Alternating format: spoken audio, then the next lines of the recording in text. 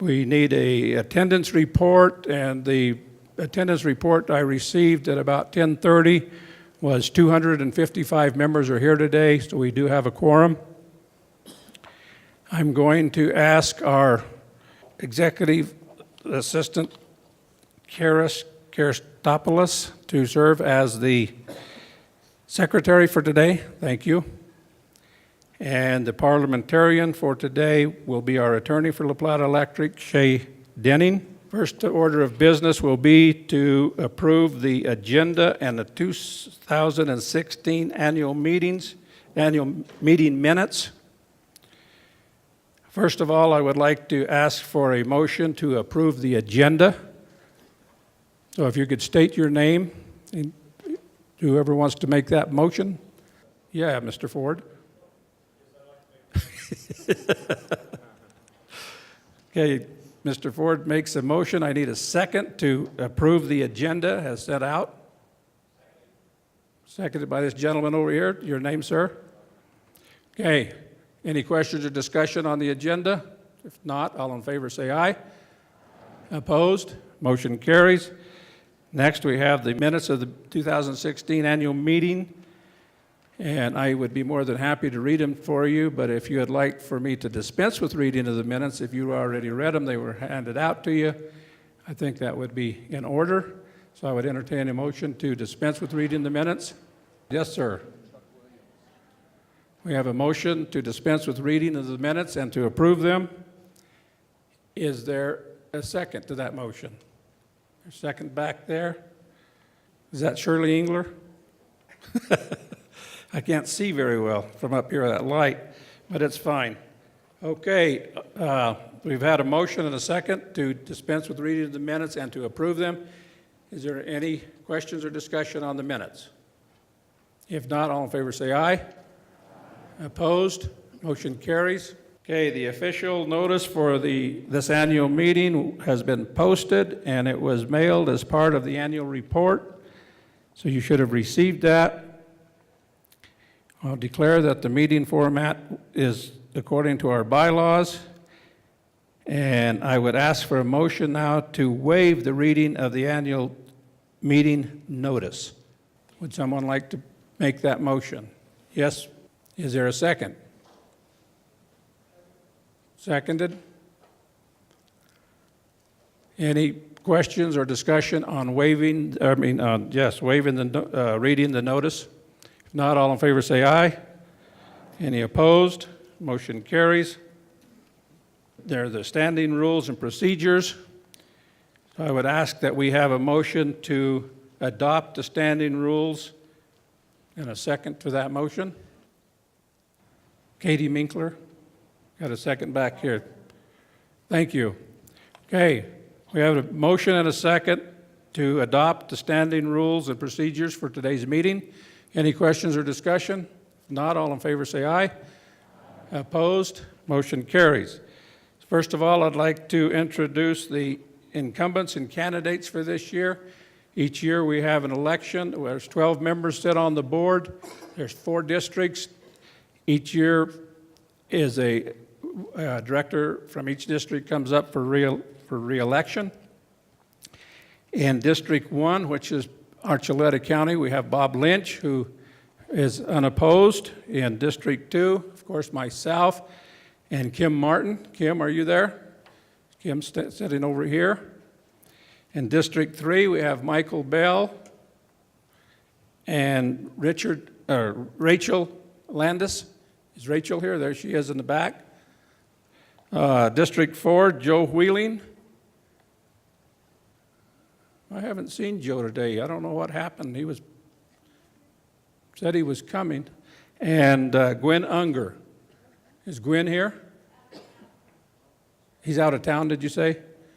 Okay, so those are the candidates. We'll be announcing the results for the election at the end of the meeting. So I have to ask, has everyone that wanted to vote had an opportunity to vote? Okay, so I'm going to ask that close the ballot box and they can proceed with the voting. We have some special people here today, so if you could hold your applause till we get done. There's quite a large list of them. And again, I apologize for the pronunciation of your names if I don't get them right. We have Julie Westendorf, the County Commissioner. If you'd like to stand or raise your hand or something. We do have Allison Ickley, who is the La Plata County Treasurer. Also, we have Linda Campbell, who is the wife of the Senator Ben Campbell from here in Ignacio. We have former LPEA board members. I know Tom Compton is here. Virginia Miller Cavanaugh, I seen her here. Do we have any other former members? And there's Mrs. Richard Engler, Shirley Engler. Her husband served on the board for several years, and so did Richard's uncle. I didn't ask this question, but I assume Harry Engler was probably a charter member here. From Four Corps, we have Lori Dixon. She was outside with the car. Oh, there she is, way in the back. All right, we hope we didn't miss anyone. If you could give these folks a nice hand of applause for coming.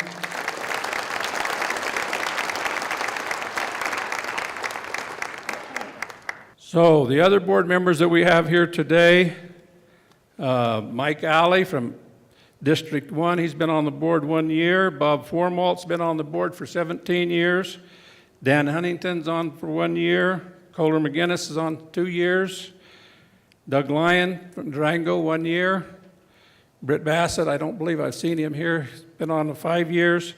Jack Turner said he was going to be out of town. He's been on 4 years. Karen Barger's been on the board 2 years. She's up here.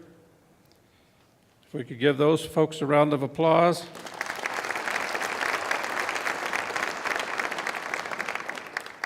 Here's maybe one of the most important things we need to recognize today, and that is the people who helped make this thing happen today. We had the flag bearers come in. Also, the LPE employees, would you all stand that are here volunteering your time today to make this a very successful year?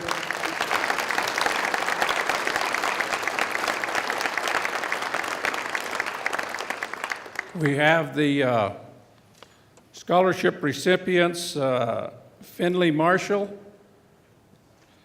Jenna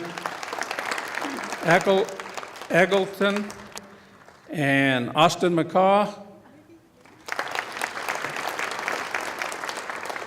From the community volunteers, we have people here from the La Plata County Fair Royalty, the Fiesta Days Royalty, the Community Emergency Assistance Coalition, Housing Solutions of Southwest, Pine River Community Learning Center, Habitat for Humanity of La Plata County, Bayfield Lions Club and Bayfield Lions Club Foundation, Sexual Assault Services Organization, Silver Spruce Academy, ELHI, Vicedo Nordic Ski Club, and the Amazing Grace Children's Camp.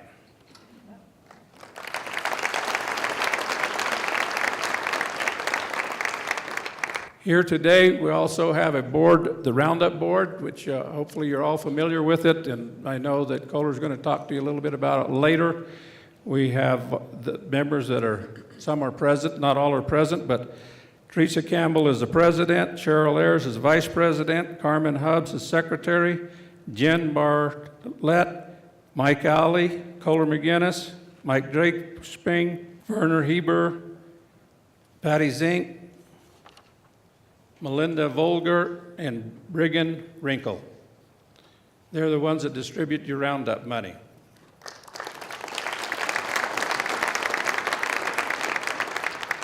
Today we decided for a special guest speaker to come and talk to you about the hydro plant. There's Jeff Wilbanks, has been with Xcel Energy for 10 years. Prior to that, his experience was building chairlifts. Jeff is here today to share with our members the history of the Tacoma Power Plant and the optimism of the electric generation world, past and present. Welcome. Thank you.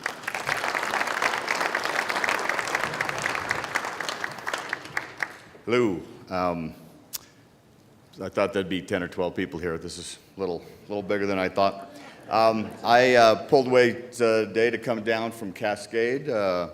This is our harvest season, so I was up till midnight last night trying to get a little water in Electrolyte.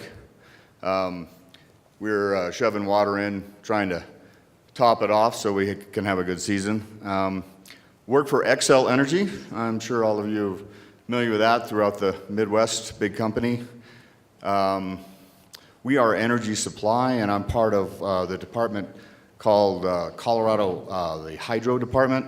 We're run out of Cabin Creek, which is up in the Georgetown, lovely pump storage unit, putting out 225 megawatts on a good day. Real big in the system up there. I'm not sure how XL Energy ended up with Tacoma Hydro. I think they got it in a poker game or something like that. We're a very, very small part of this big industry.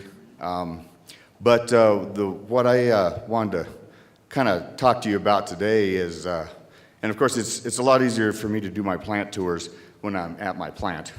So if you can ever latch on to one of the tours that goes on, just did a big one for La Plata County Historical Society, brought a train load in with 150 people. They raise money every year for that, so I'll just give them a little plug. If you can get on one of those tours, it's a lot more fun if you can come up for a couple hours and actually take a look at the system. Our system was built, historically speaking, you had Ames power plant, 1890. It was a 90 hertz polyphase over Trout Lake, that area. Proved that it worked.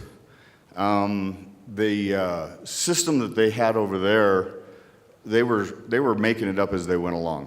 We've found the original written procedure for your linemen, which they were figuring out how to do at the time.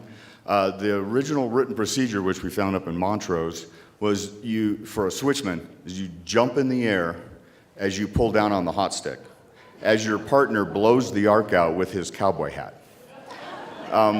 So we've come a long way since that. The equipment that they were running over there is still, some of it's still working. That's the original 1902 plant. Our plant came along about, they started digging the hole about 10, 12 years after Ames. And if you look at the map, you'll understand that the Ames power plant goes up to the ridge line above Lake Hope. Our project starts just on the other side of the ridge. We get all our water out of Cascade Creek. So basically they just came over the hill and they built us. We were put together by a consortium out of the Arasta Gulch mines, the Silver Basin mines, the Schrober family. They were very progressive. They had a small plant up there kind of near their house, near the mill, and they were powering their air compressors and stuff in their mine, and they wanted a little bit more. But I actually, after you look at spending a winter or two up in Silverton, you understand that they also wanted a nice lake to build a cabin on. So I believe Electra Lake was some of their motivation. We have maps, the original surveys of laying out the lake.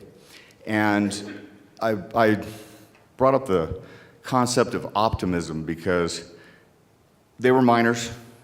Miners are basically optimistic people. If you're going to go take a pick and a shovel and dig a hole in the Rocky Mountains, you have to be an optimist. They built Tacoma originally for 4 power plants. After they built it, there was a silver crash, and they kind of lost the ability to put in the other units. But also something I just recently discovered is they had another whole flume system that was going to pull water out of the Needleton area with a 10-foot square box flume, which is bigger than the flume we use now, that was going to pull water down the Animas across Cascade Creek in an inverted siphon, and then shove it into Electra Lake. Optimistic people, very cutting edge, always looking for something new, and things moved a lot faster than they do now, believe it or not. You had to be an optimist to build that kind of a system. I have a shovel up there, one of the things in my little museum, that is, the spade part looks like any other shovel, but the handle is 10 foot long. These are the guys that went out there and dug holes to put in your power poles. You have to be an optimist to do that every day and grab that shovel and throw it on your shoulder and go out there and dig a hole straight down 10 feet. To do this kind of an operation, these people were always pushing the boundaries.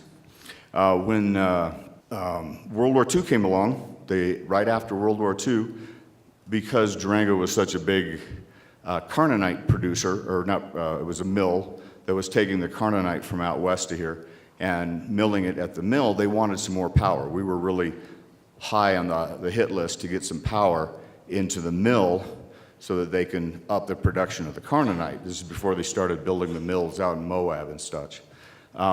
When they were doing that, they showed up at my power plant and they put in our third unit. It was a 3.5 megawatt. Our first two units were 2 megawatts apiece. And, you know, in the world of power, that's not that much. But our new unit went in 1949, right after the war, and they came in on the train. They built a bridge, a substation, 4 houses, a penstock to the top of the cliff, which is 1,000 feet up, and put in the third unit, and they did all of that in 2 years. We can't even find the right paperwork in 2 years to get that done. Nowadays, everything, we have to replace our third unit because it had an accident about 11 years ago, and we have been slowly working our way up to getting that done. But, you know, here we are 11 years just trying to replace a piece of equipment that was already grandfathered in. Some of the other pieces of equipment that we have up there, which are kind of interesting. If you get a chance to come up to do the tour, I love to talk about them because I used to build chairlifts, so I got a soft spot in my brain for chairlifts. In our backyard, we actually have it's a Bleckert mine tram bottom terminal. They had a mine tram with the 2 buckets that went to the top of the cliff, and that's how the crews got to work every day when they were working on the flume up above. You can tell this is a long time before OSHA came along.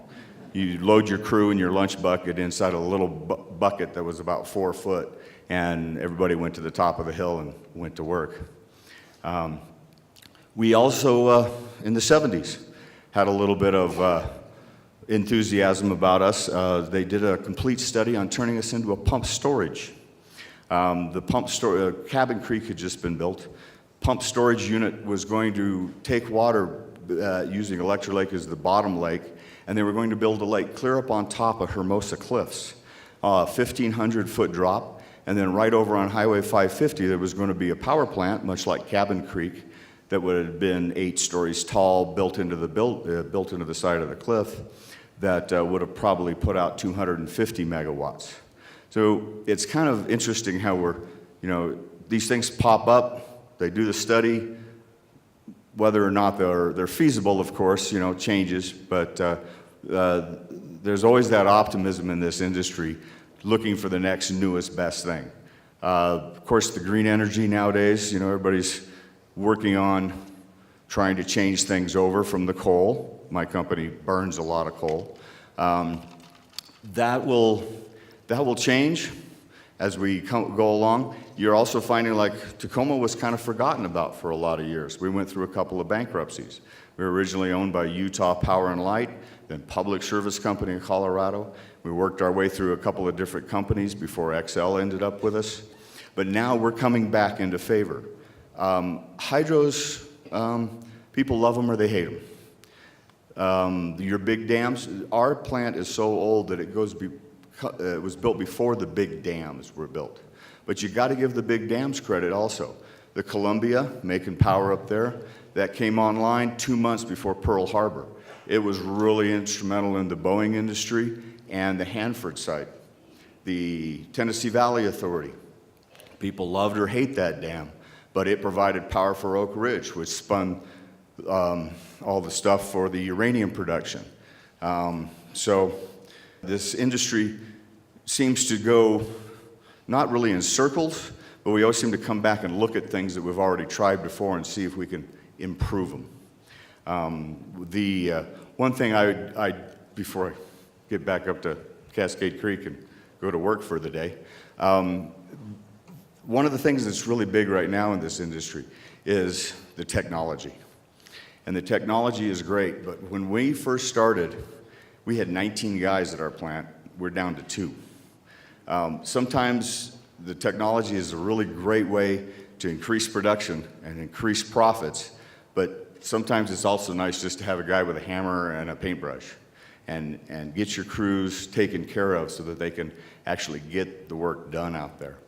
And that's one thing I've noticed in this industry is just the actual labor of getting things done. And then when we make the power, then it goes out to you guys, and that's where the real work starts. You guys are putting it into everybody's house, and everybody just loves this stuff. We've got to have more and more electricity. So my hat's off to you guys for getting it to where it needs to go. Like I say, if you can ever do one of the tours, they're in the paper sometimes with the Historical Society. We did one recently for La Plata Electric. I unfortunately missed that one. I was up welding on another unit, but the plant's there. There's also some really great hikes into the area. If you come down from Haviland, always love to give a tour if you're in the neighborhood. We have people drop by that are rafting. They come down. We feel that it's good to actually show the place off and show what the history is around here so that people can have a better idea of it. I've known people that have lived here 20 years and had no idea Electra Lake was even there. So, anyways, thanks for letting me talk about it. I love to talk about the place. If you ever get a time to do the tour, though, it's well worth it. Thank you very much.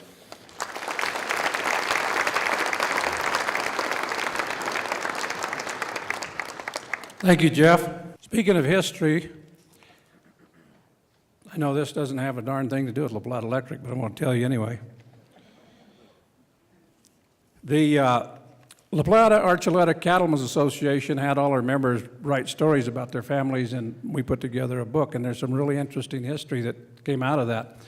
But I was reading about, and it came to mind because of Mrs. Engler was here and her family history.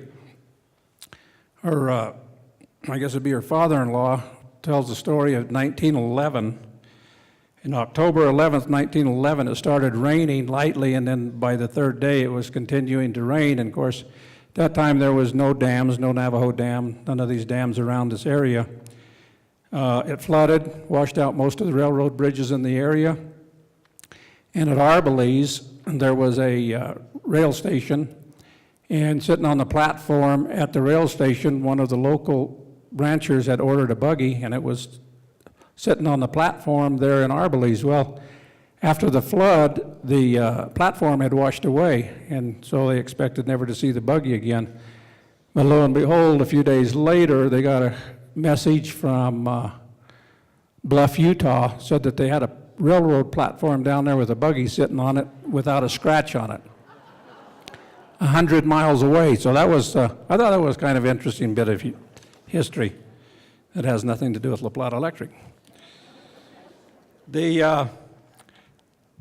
I was scheduled to speak next, but I'm going to, because we're on a tight schedule, I'm going to defer my comments to the end so that if we're running short on time, I can only stand up here for an hour and a half without going to the bathroom, so if I run out of time, we're going to shut the meeting off. If you're unlucky and we have time, then you're going to hear from me. If we run out of time, you won't hear from me. So the next person to come up here will be Kohler McGinnis. He's going to give you a Roundup report. He served on both the Roundup board and the LPEA board for 2 years. Kohler owned and operated Kohler's Printing and Copying for 31 years. He is completing his first year on the CREA board as a director representing La Plata Electric. He and his wife Kathleen have 3 children and enjoy living, raising their family, and working in the community. Kohler, take it over.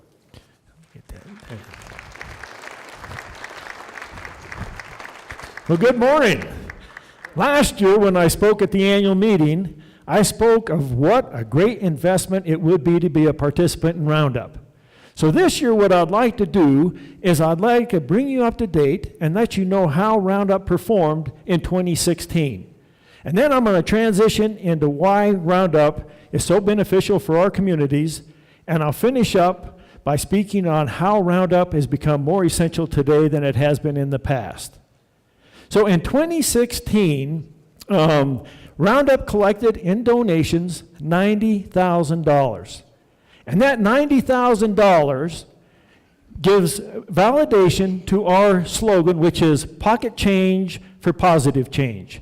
Your pocket change enabled Roundup to fund many different projects in both Archuleta and La Plata County. And if I reach in my pocket right now and I grab out my pocket change, I've got 50 cents here. And that 50 cents represents what a participant's average monthly donation is. And if you use my math, and that's Kohler's Roundup math, that 50 cents a month times 12 months is $90,000. So it is still an incredible investment. And in 2016, Roundup ended up the year with 14,136 participants. That's up 198. On the average, Roundup funds 5 projects a month. And it's my guess that most all of you in this room have been touched directly or maybe indirectly by Roundup funds. It might be your kids, your grandkids, or the neighbor kids. They might have joined a sports team or maybe a music club that was funded by Roundup. It might be feeding the needy or servicing the elder. Now, one really fun project that's going to come online in the next couple months is Roundup funded a group called State of the Skate. And they're going to build a drinking fountain that is going to provide drinking water for the skate park in Durango. But what they're going to do is they're going to build this drinking fountain right next to the bike path. So if you're riding your bike or you're taking a walk, now you'll have access to that water as well. But one of the really cool things about this drinking fountain is in the bottom of it, it also has a drinking fountain for your dog. So now your dog will get to have a drink as well. Today, Roundup is more essential than it has been in the past. Some of our local companies and organizations that have been very generous over the years in donating their charitable funds have put a hold on their donating due to economic circumstances. What this does is this put more pressure and more demand on the Roundup funds. Roundup has been strong for many years, but I need to ask you for your help so that we can keep it growing and keep it strong years to come. So please consider becoming a participant of Roundup. If you're already a participant of Roundup, please consider becoming a participant of Roundup Plus. Now today we have kind of an incentive to get you going. If you sign up for Roundup today, your name will be put into a drawing for a $75 gift certificate. And if you sign up for Roundup Plus at a minimum of $1 per month donation, or if you're already in Roundup Plus, thank you very much, and you increase your monthly donation by $1, your name will go into a drawing for a flat screen TV that was generously donated to us from Tri-State G&T. If you are a participant in Roundup, and you have been, you also have another drawing there you can put your name into for a $75 gift certificate. You need to do this before noon. Once the meeting closes, the drawing will be closed down and we'll draw the names. If you are a participant in Roundup, or if you're one of the folks when you came in this morning and you signed over your $5 bill credit to Roundup, we thank you very much. And that thank you comes from the recipients of your Roundup funds, from the Roundup Board, LPEA's employees and staff, and most of all, from our communities. So with that, I thank you very, very much as well. So hopefully you'll enjoy your morning, and for all you mothers out there, happy Mother's Day tomorrow. Thank you.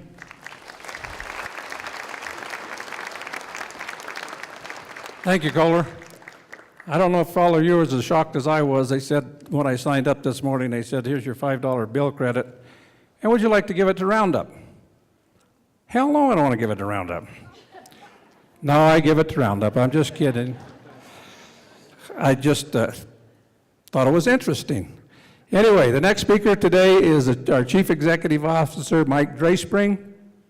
He came to La Plata Electric 2.5 years ago after serving 10 years as the CEO for CoServe in Texas. That they serve 180,000 members. Mike enjoys hiking and fishing in his spare time. Please welcome Mike. Thanks, Douglas. If Barbara McLaughlin, our Colorado State representative for this area, if she could make her way up here, she has an award that she's going to present. And this was the first year that she served in the Colorado State House. And one of the things that she did, because I didn't even know her before she got elected this year, but she came to one of our board meetings just to plug in and listen and learn about some of the issues with which we're dealing. We're very fortunate to have her because she's very concerned and she gets very in-depth about her constituents in her area, but we are very fortunate to have her. If you'd come on up, she has something to present. Hey, Bob, good to see you.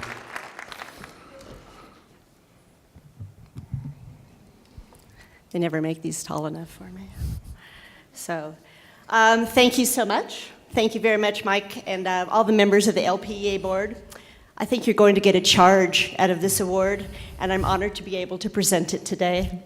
La Plata Electric is being recognized by the state of Colorado for its commitment to electric vehicles and workplace charging, earning the Colorado EV Wired Workplace Award, sponsored by the Colorado Energy Office and the Regional Air Quality Council.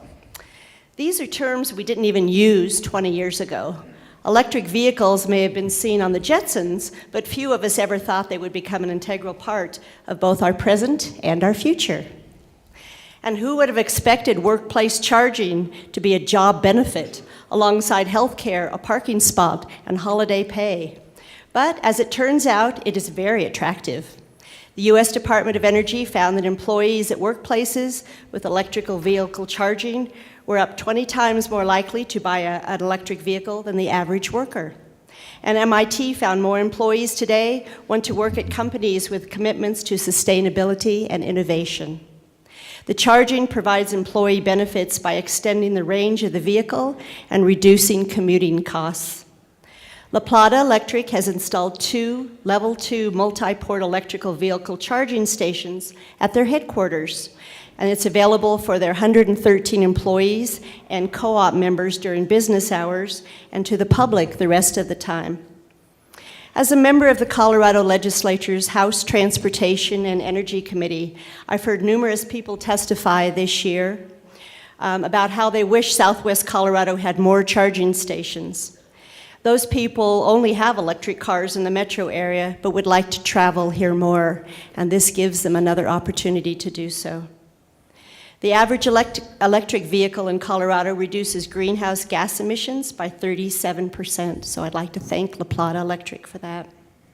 Outside, you can see one of these electric cars at the Four-Core table. Four-Core has been at the forefront of our electric car wave through the Refuel Colorado, with La Plata Electric as a supporter.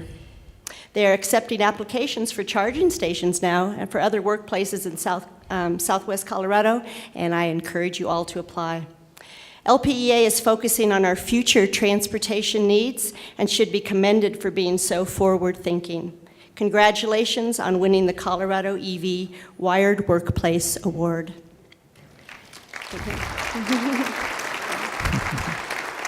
This is a plaque, and it's the State of Colorado EV Wired Workplace Award presented to La Plata Electric Association in recognition of your dedication to electric vehicles, air quality, energy security, and your employees, from our Governor, John Hickenlooper.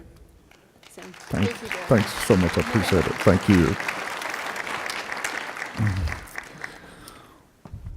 Barbara, thank you very much for presenting that to us. A couple other things that I'd like to announce or present here. One of them is we have one of our directors that did not run for re-election this year, Jeff Berman, and I'd like to present him with a plaque for his years of service. So Jeff, if you'd make your way up here. Here he comes over here, and while he's making his way up here, let me read this to you. Presented to Jeffrey Berman, Director, District 3, City of Durango, 2005 through 2017, with gratitude and appreciation for many years of dedication and service to the members of La Plata Electric Association. Jeff, I appreciate your work and all that you did. Thank you. One other thing I'd like to do, because I think the older I get, the more I appreciate the things that happen in life, especially the things that other people do that I benefit from. For example, I think the older I get, the more I appreciate my freedom in this country and the opportunity that that gives us to have a cooperative form of business as opposed to other forms, which are all good. But we enjoy a lot of freedom in this country, and that's paid for by a price. And so I always want to take just a little bit of time to recognize people who have served in our military. If you have served in the military at any point during your life, if you would stand and give us an opportunity to recognize you, I'd appreciate it. So stand up if you've...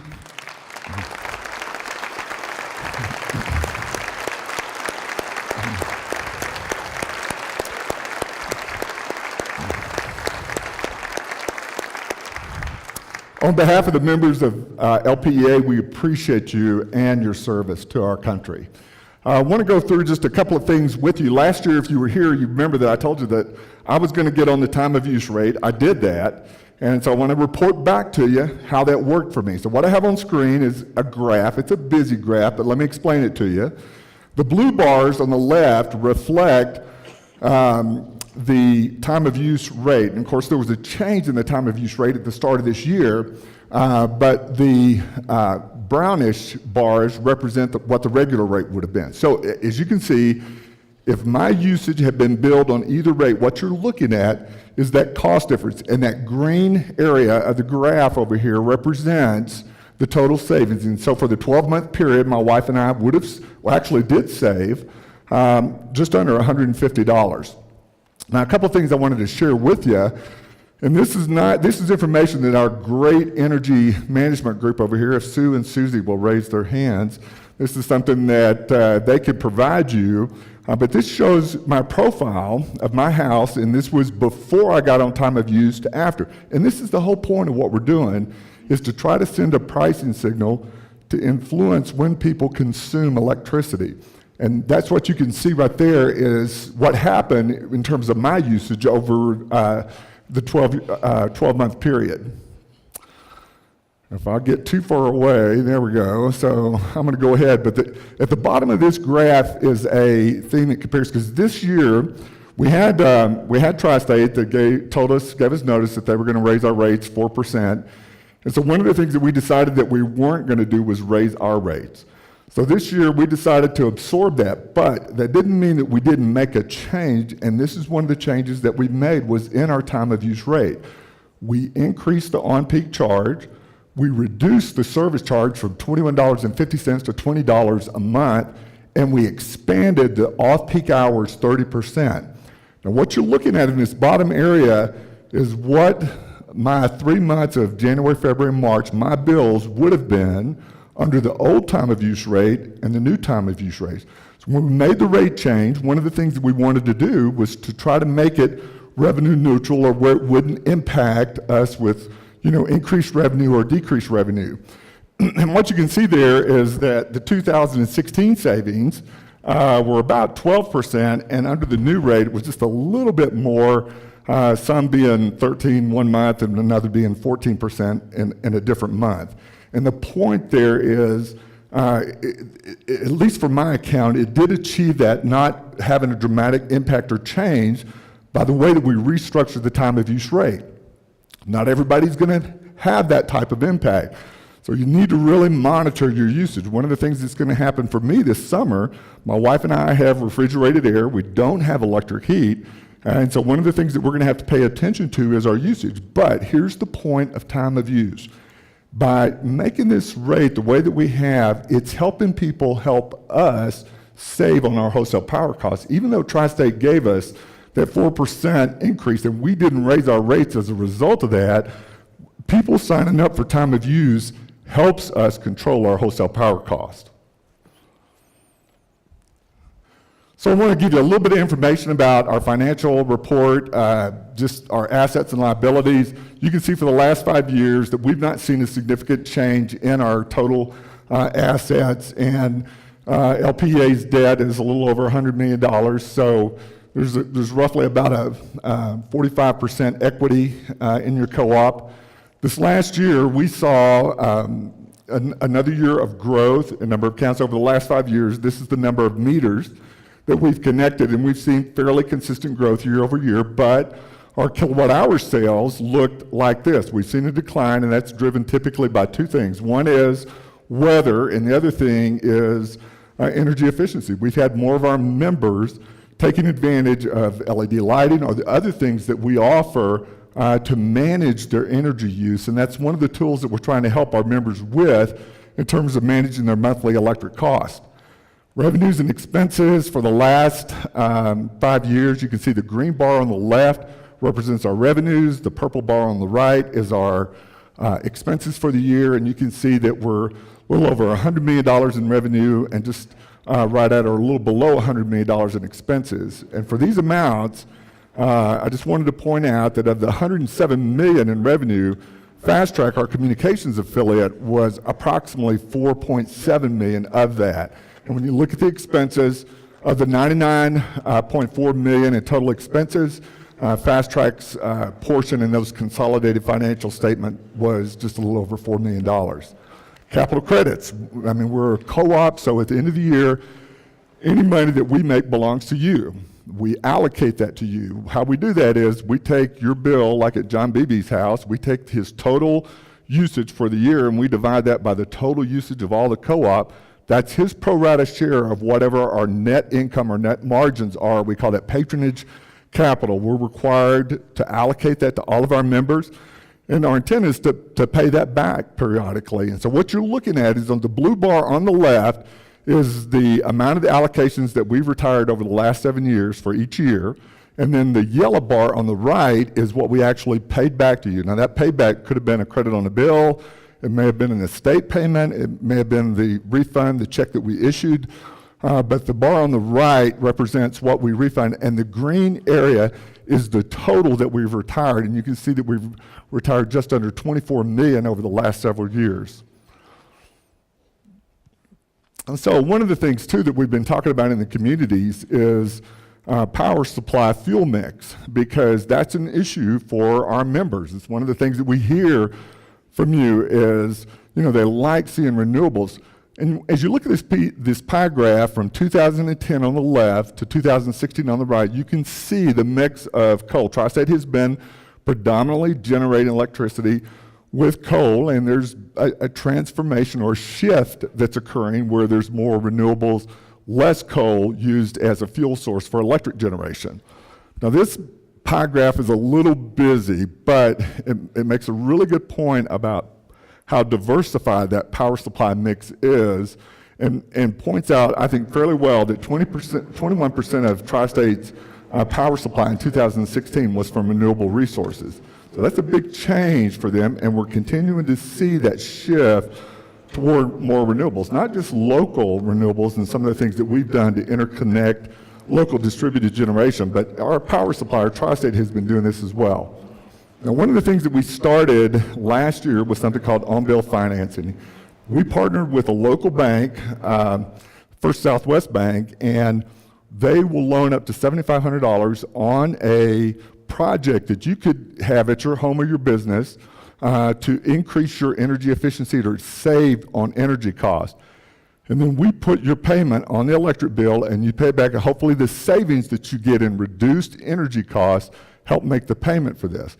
So far we've had 7 accounts, and we've loaned, our First Southwest Bank has loaned up to $45,600, and we're hearing from our members it's a really good program. It's just another tool we're trying to put in your toolbox to help you manage your energy costs. One of our members, Lisa Kate, had expressed to Nancy Andrews how much she appreciated this program, so I went over there with my iPhone, and so if this doesn't look a good video, blame me, because I'm not real stable when I'm holding an iPhone, but I thought it'd be good for you to hear what she had to say about this.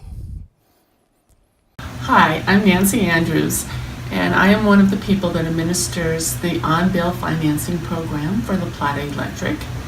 And I have with me at this time Lisa Kate, who is one of the people that has participated in the program. She took out a loan last November, I believe.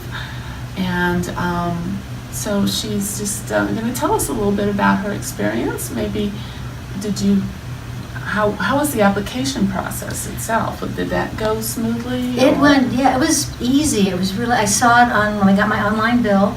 I read about it, I opened it up, I saw the application. Took me about 10 minutes to fill it out. It helped that I already had an account at the bank where the loan is administered. But it went real smooth and the money was available and I started shopping for windows. Great. So you got new windows and quite a few other things. Well, I as got a new recall. sliding glass door, new windows, and then I got insulated shades for all the windows. My old windows had been the double pane and they had failed, and I didn't realize how cold they were and how leaky they were until I got the new windows. Great. Yeah, and I like I've told you many times, I probably wouldn't have done it if I hadn't seen that and went, look at that interest rate, look at how it works. The bill comes every month on my LPEA bill. It was easy. It was great working with Nancy.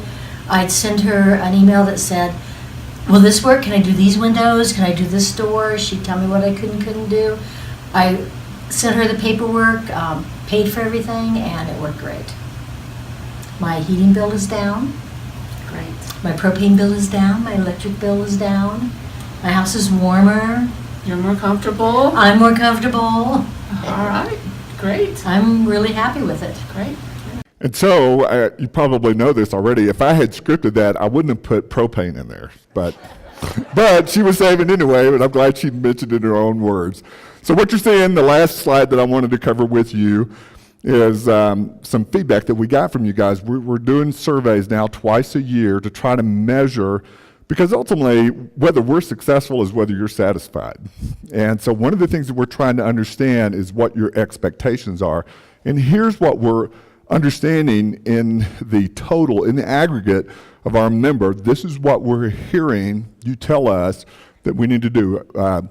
So over on the left, the 0.46 down at the bottom represents kind of a percentage or a number of maybe emphasis. And so, you know, what we hear our members saying in the majority is, Mike, LPEA needs to focus on rates, bills, payments. That's the critical thing. We need to make sure that we're managing, you know, our energy costs, that our rates are competitive, and that we're providing members with tools to manage that. Second thing, and this was really kind of a surprise for me, but it's really a part of the demographics here. And I'm not talking about demographics politically or anything like that. I'm just talking about all of our members. If you take everybody, I mean, our membership is very much oriented toward us being socially responsible, whether it's, you know, environmental impact on things regarding the air, the water, but not just that, but recognizing our responsibility to the community. What Kohler was talking about with Roundup, I love this area, and I love it because of the benevolence of people. People care about other people here in this area, and that's something that's really important. So I'm really proud of the fact that you guys have Operation Roundup and that you support that financially, because that money goes back in our community, but our members are telling us that's important to us. You know, employees and member services, and I got to tell you, I mean, I really depend on other people every day. The lights don't get on, your bill doesn't get processed. I don't do those things. We have employees at this organization, and this is my 5th co-op, and I've worked at co-ops that are very small, and I've worked at co-ops that are very large. There's some remarkable people serving you, and I'm so privileged to be able to work with the people that I work with every day. They're incredibly smart, they're very committed to serving you, they're very loyal to you. And when I'm starting to hear stories where people are letting us know extraordinary stories about what the employees are doing to serve you, but our members recognize their importance to our organization. You know, and then just the whole aspect of electric service and working to minimize outages. That's some of the things that we're doing through the technology we're deploying. So that's really all that I had to cover with you. I hope if you have any other questions that you'll ask those during the question and answer section. I want to close before handing this back to Karen Barger to give you the treasurer's report by telling you what to expect from us over the next year regarding our strategic focus. One of the things that we're going to continue to do is to work to expand local renewable and distributed generation for LPEA's members. And we want to make sure that that's compatible with our members' load and price expectations. We want to expand technology to make sure that things like our website are providing you with service options, information, and provide you the ability to interact with us the way that you want to. Sometimes people work during the day and they want to interact with us during the night, and we may have dispatchers in our dispatch facility 24/7, but we can provide more access to our website. That's one of the things that we're working on, is to try to provide you with more options that way. We also want to monitor and adapt to changing customer demands. Electric vehicles, that's going to be somewhat of a game changer for us if demand for electric vehicles picks up. We don't know if it is yet. We think it might, but that's definitely going to be something that plugs into the grid to consume electricity for the charging. But these are going to be the primary things that we're going to be focused on in the next coming years, in the next 3 to 5 years. So thank you for your time, for being here. I appreciate the privilege of serving you, and I'll turn this over to Karen Barger for her report. Okay, Karen Barger is our treasurer. She'll give the LPA financial report. Her and her husband Wayne are owners of the Season Grill in Durango. Karen has been very active in the Durango community. Welcome. Thanks, Stephen. Hi, welcome to your annual meeting, and thank you for joining us today. And thank you to Sky Ute for having such a beautiful facility right in the heart of our service territory. And they've been a pleasure to work with, so thank you very much to all of them. As mentioned, my name is Karen Barger. I currently serve as the treasurer, and I represent District 4. And there's nothing super sexy about a financial report. Just remember that going forward. And this year is not going to be any different. So there are many financial decisions that your board makes. They include budgets and rates, and also encompasses capital credit allocations, and short people, capital credit allocations and retirements, loans, capital improvements, and we hire auditors. In January of this year, the independent accounting firm of BKD was in-house to conduct our required annual audit. CFO Swanis and his team were available to that firm. There's always a desire that a financial report is mundane. Sorry, Dennis. This year is equally mundane and not terribly exciting, which means we have been meeting all of our requirements and been in compliance with all of our lenders. This slide primarily is the asset side of our balance sheet. The largest item on this is the utility plant, and as you can see, that encompasses the wires and the poles, the rolling stock, just to name a few. This side shows the liabilities. Mike touched a little bit on this. We do have about $126 million in long-term debt, and this spring the board voted to buy out and consolidate some loans. With this consolidation, there's a benefit not only from a cost-saving standpoint, but from a human capital side, so there'll be less to track and report as well. And also with this consolidation, we expect to have approximately $6.5 million savings over the life of this loan. The other large portion on this screen is the $141 million in equity, which is what the members own. And speaking of equity, the board retired or returned to its members $4.4 million in 2016. And as Mike mentioned, the bulk of this was returned either to you as a bill credit or a check, and most of that occurred in November. And the really exciting part about this is that to date, we have returned just under $60 million to the members. So where does the revenue come from? We see that 43% comes from residential, 31% from commercial, 24% from industrial, and 2% is other. And the other is categories like irrigation. So once it comes in, where does it go? 63% of this is from goes to purchase power, 12% to operation and maintenance, 9% to depreciation, 8% goes to billing and customer service, energy efficiency, and general administration, 5% is interest, and then 3% are the margins. And then just as a final comment, your La Plata Electric Co-op paid about $873,000 in property taxes, and I think that's a great way to reinvest back into our community. Thank you.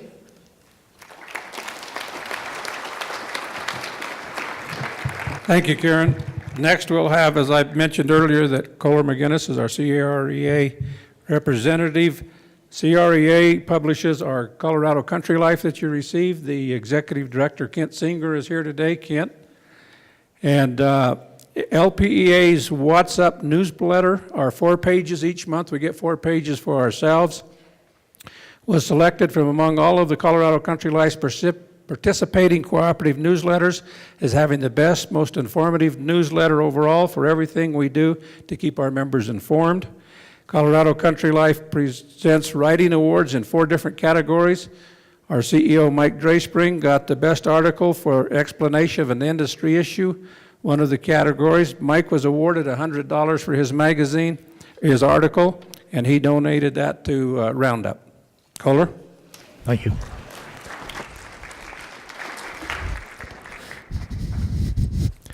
Well, you got to listen to me again. Well, last year I was very fortunate that I got elected to represent LPEA at the Colorado Rural Electric Association as a director on their board. And we usually refer to Colorado Rural Electric Association as CREA. And throughout the year when I talked to members, if I would mention CREA, I'd get kind of this blank stare. I'd say, well, do you know what CREA is or what they do? And if I got an answer, the answer I normally got was, oh yeah, they do that Colorado Magazine thing. Well, yes, they do Colorado Country Life, but they also do a lot more. So CREA is a state association. It's a statewide association, and its members consist of the Colorado Electric Distribution Co-ops and 1 Generation and Transmission Co-op. The headquarters are in Denver, and their purpose is to service their members. And so I don't have much time here, so I'm only going to talk about just 3 of their departments, and I'll be very quick with it. So the first one I'm going to talk about, and the one that is the most important, is safety. And if you look at this slide up here, you can imagine you probably going to need to know a little bit about safety before you climb up there and do what they're doing. And what CREA does is they train for safety and also regulations. And the regulations are important because you got to know what you're doing and how you're doing it. So when you come back down off that pole, it's safe for the next person going up.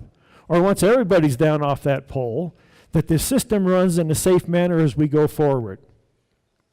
And having all this in place, that enables LPEA to provide a safe working environment for our employees.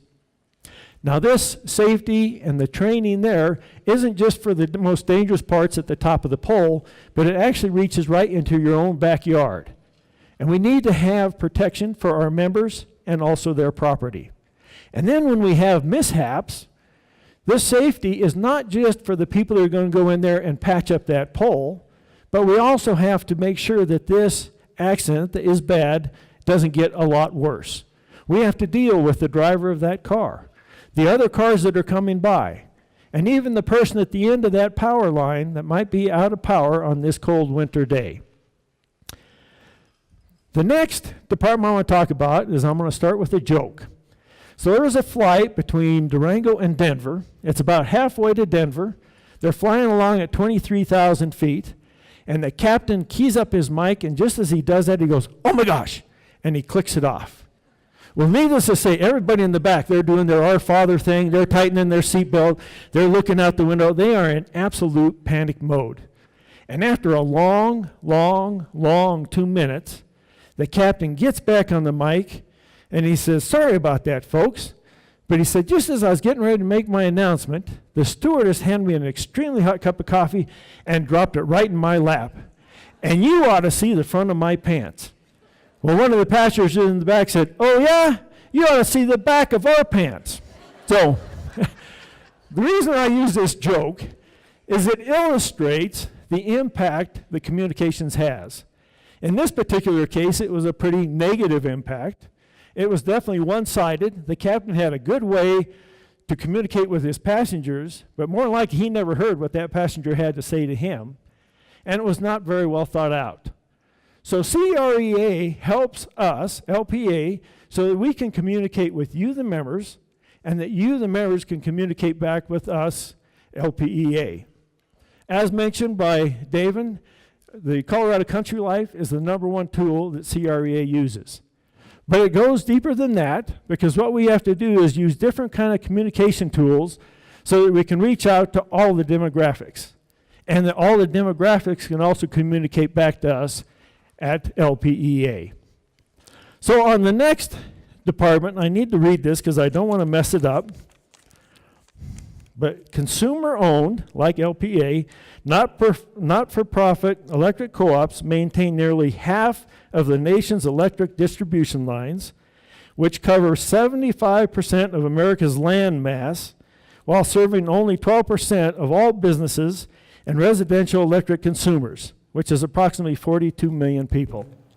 Anytime you have this kind of impact or coverage, you need good legislation. And LPEA works hard to build a good relationship with our local city and county governments. But when it comes around to the state level and the federal level, that's the soft spot, the sweet spot for CREA.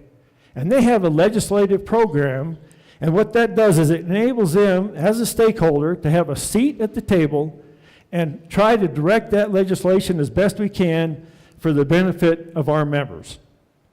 So with that, I'm out of time, but I would like to have Kent Singer stand up. And again, I appreciate he came down from Denver. He's our executive director. And if you have any questions about CREA, I'll get it right here, please ask me after the meeting, or I think Kent would be more than happy to answer questions for you as well. So once again, thank you for your time. Thank you, Kohler. I told you were going to learn a lot of stuff here today. I hope you're paying real close attention, because if you win one of these nice gifts, you have to answer a question before you can receive it. Next, we have an update on Tri-State Generation by Mr. Joel Plato, Senior Vice President of Transmission. He's been with Tri-State over 10 years. According to the NRECA website, which is the National Organization for Rural Co-ops, Tri-State is the top cooperative G&T solar provider in the United States. In fact, they provide more solar energy than all the other G&Ts combined. Joe? Thank you.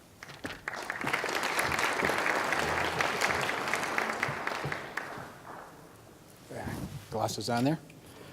Thank you. I appreciate the opportunity to be here today. I thank the board and Mike for having me give you a little bit of an update on Tri-State. And my role at Tri-State, I head up the transmission department. So my job is to make sure we deliver reliable power to La Plata and our 42 other members to make sure they can keep the lights on for their members. And it's a challenging job, not just making sure it's reliable today, but also in the future. And I'll talk a little to that as I get into my remarks. Because you all know with technology changing out there, we have a lot of renewables, intermittent resources. That's different than the traditional generation mix we built the transmission system to serve. So we have a lot of challenges out there, and it makes the job a little exciting at times. So first I'll touch on some key items, really of things that happened with Tri-State last year, things we focused on, our board focused on. One is improved membership outreach. One of our challenges is with 43 members, how do we make sure we get input on significant issues? And our board of directors had a rate committee.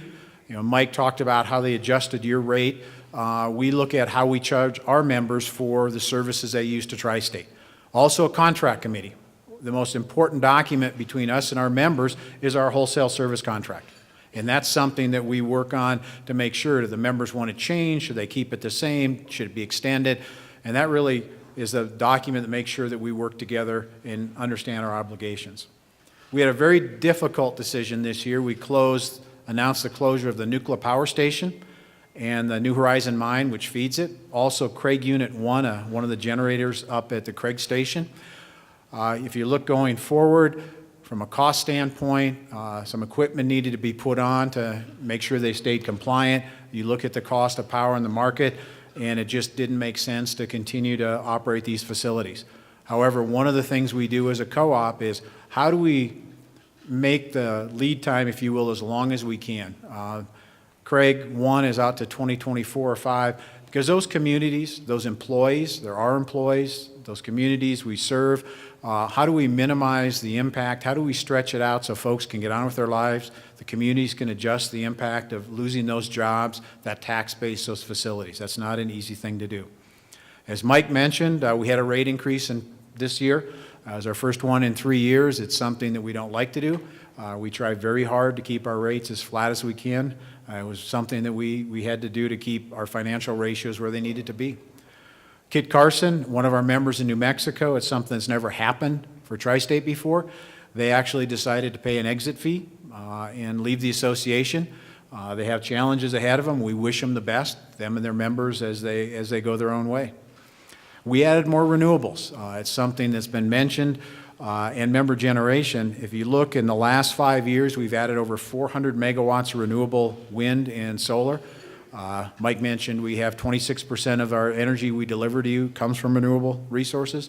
And we have a unique program where our board has a policy that members can, up to 5%, add local renewables. And we have over 60 projects out there, 100-some megawatts, and 18 of our members have taken advantage of that. So it's something that I think we are leading a lot of co-ops that don't have that.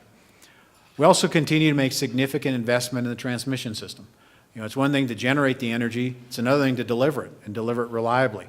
And we had over 18 new delivery points, or rebuilt ones this year, and that's where we hand it off to our members. And that's about $100 million worth of investment in 2016. Again, how do we keep our system reliable? How do we make sure we can deliver that energy? Now, with my role in transmission, Mike had asked me to touch upon something that's developing, or has been developing in the industry, called regional transmission organizations. Really, it's creating a market. And if you look at the slide here, you see on the my bearings right, on the right, today when we buy and sell energy in the market, we generate our own, but you know, sometimes we have extra, sometimes we're short. And so the way it's done today, it's called decentralized, at least in the West where we're at.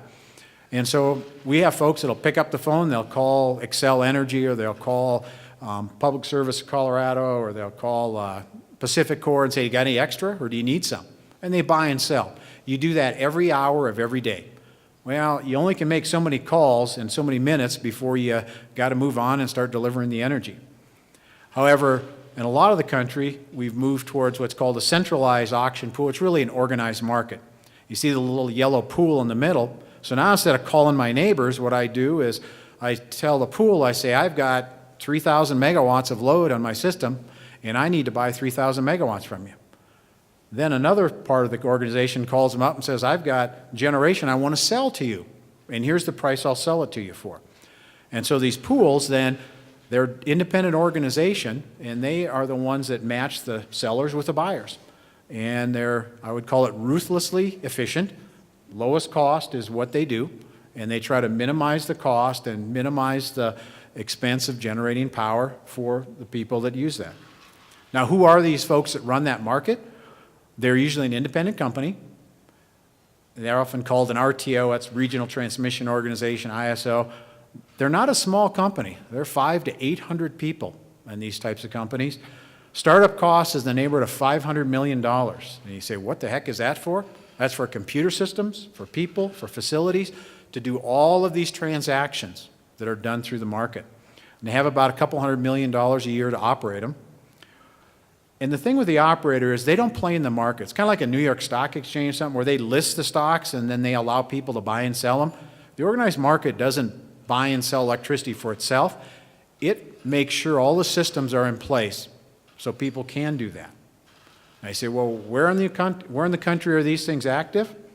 You can see the map and you say, wow, they're all over the place. They started about 15 years ago, as they really started developing throughout the country 15 to 20 years ago. And part of the thing that's really had them advance is technology. You know, Mike mentioned technology. 10 years ago, you didn't have enough horsepower in your computer systems to actually do the simulations needed to make these transactions work. You couldn't do it. Now, as computers speed up, larger and larger areas, you're able to match the load and resource in those areas and allow for economic dispatch in those areas. You'll also notice a big hole there in Colorado, parts of Wyoming, New Mexico, where there is not an organized market. You know, to our east, it's called Southwest Power Pool. To our west, California has the only organized market in the west, but that little blue there, a number of the utilities close to them are starting to utilize some of their technology to help them reduce cost also. Well, the local utilities, we've been looking at this for a number of years.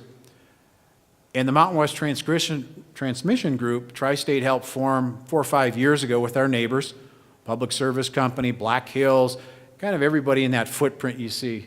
And that funny looking footprint isn't looking like a little critter just because we wanted to. Those are actually the lines that go down from Glen Canyon down into Phoenix. That's part of the system. And what we were looked at is, can we as utilities in this region get ourselves together, have a common transmission tariff, which would enable then a market to be used. Now we looked around, we saw those costs of $500 million to start one and a couple $100 million years to run one, kind of scratched our head and said, that's a lot of money. Maybe we can partner with one of the existing markets, leverage what they've already spent. They'll save money because they'll have more customers on their systems. We'll save money because we won't have to duplicate it. And that's exactly what we're looking at. We're looking at, can we, Mountain West, work with the Southwest Power Pool to combine into a fairly large footprint, there's a lot of geography there, and bring lower costs, more reliability to consumers. Another thing RTOs are doing, and one of the main drivers to them, one is the technology, the other is the ability to integrate renewables. One of the challenges with intermittent generation, sometimes it's there, sometimes it's not, is how do you have other generators respond quickly enough to pick up the slack when they fall off and to drop off when they pick up. Well, when you have these types of organized market systems, you have much more control. They dispatch every 5 minutes. When you look at how we do it today, it's every hour. Well, there can be a whole bunch of clouds that go across, or there can be a whole bunch of changes in the wind patterns over an hour, much less so over 5 minutes. Much easier to control the system, much easier to integrate renewables.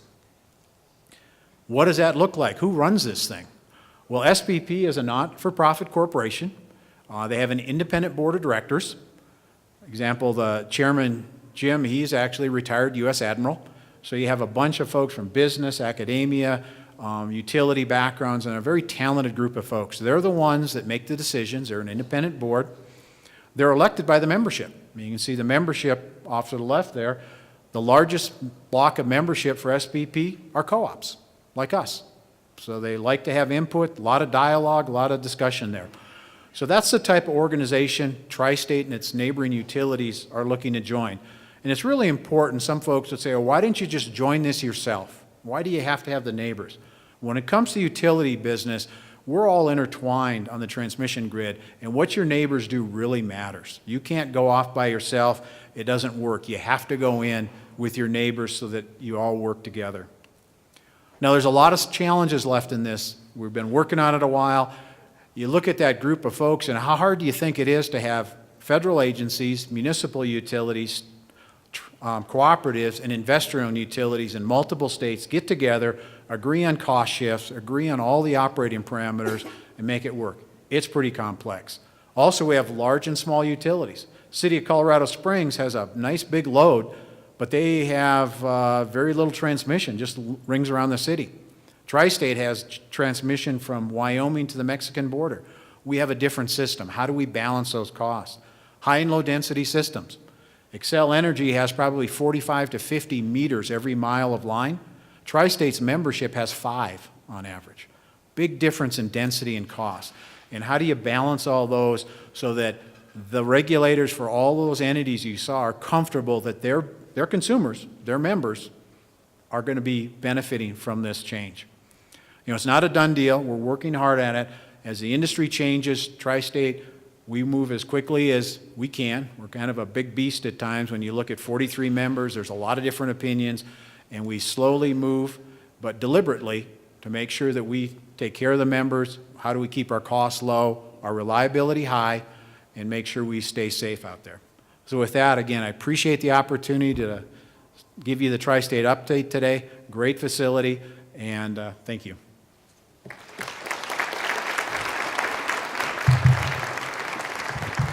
Thank you, Joel. We have one more report left. That'll be the attorney's report, which is usually the most exciting one. Given the report is Shay Denning with Maine's Bradford Ships and Cheftel, and they've been representing La Plata Electric for over 45 years.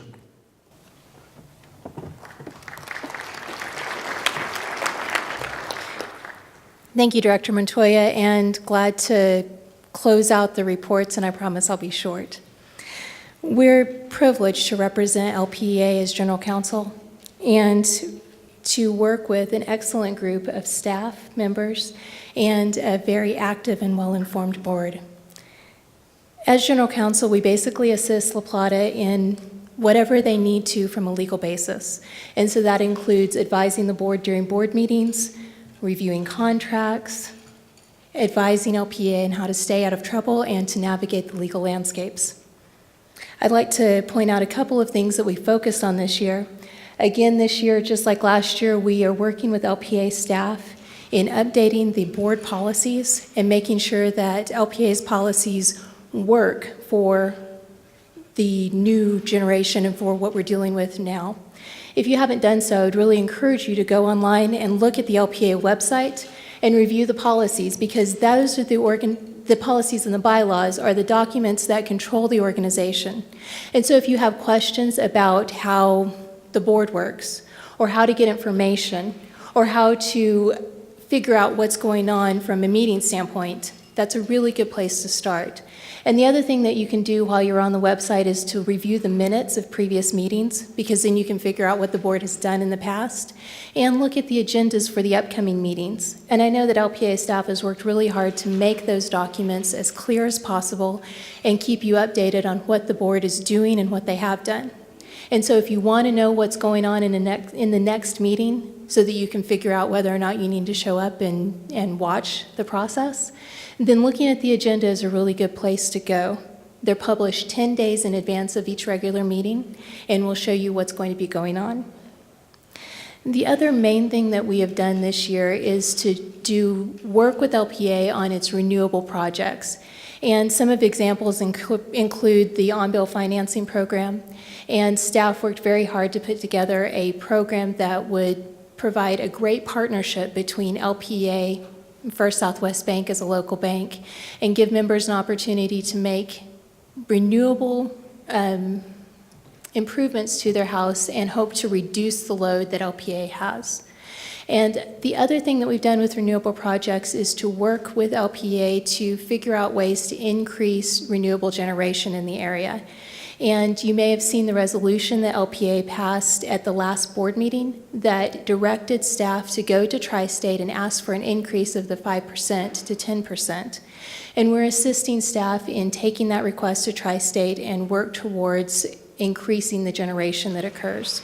There's also been some interesting cases that we've been keeping track of over at FERC, and are assisting LPEA in figuring out what to do with the changing landscape. Overall, it's been a great opportunity to work with LPEA and with the staff and the board, and we really appreciate the opportunity to continue to be of service. Thank you.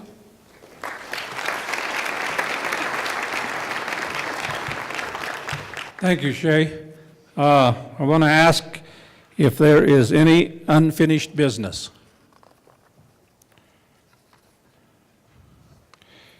If not, is Tiffany Parker, I think she's on her way up. Our county clerk and recorder, Tiffany Parker. Thank you, Director Montoya. Okay, well, first of all, I just want to say it's been an honor to once again serve as your designated election official. It's just an honor to serve you guys. So I also want to thank the election judges, the election supervisory committee, Aaron Hutchins, our election administrator for La Plata County, and Cindy Straight. If you guys could just stand up for me, give these guys a round of applause, because it takes a team to get this done, and they all worked really hard. Not all of them are still here, but thank you guys for all your hard work. I appreciate it. Okay, so the election results, we had a total ballots cast of 7,001. Out of what were issued were 24,610, so that's a 28%, which is great. And I will just start reading here. So District 2, Davin Montoya, received 1,374 votes. Kim Martin, 1,068. Director elected for District 2, Davin Montoya.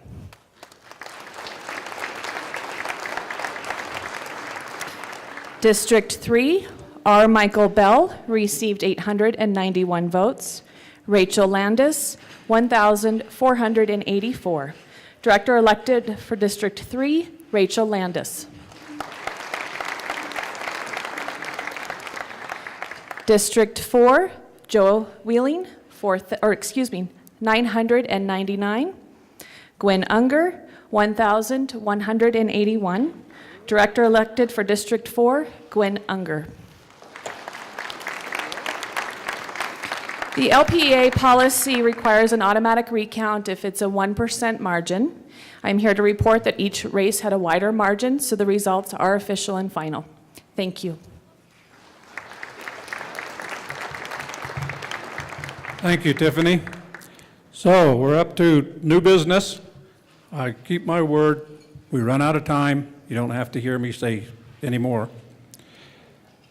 But is there any new business to bring before the meeting?